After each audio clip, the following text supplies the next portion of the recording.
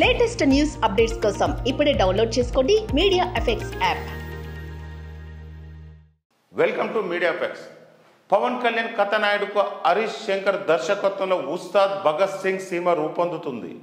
ఈ cinema title పోస్టర్ను వదిలిన దగ్గర నుంచి అంచనాలు పెరుగుతూ వెళ్తున్నాయి.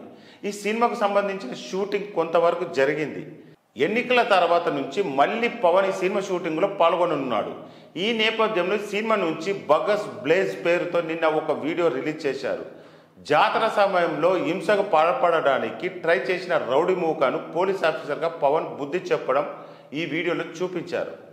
ఈ సందర్భంలో గాజు పగిలే కొద్దీ పదునెక్కుద్ది, గాజు పగిలే కొద్దీ పదునెక్కుద్ది.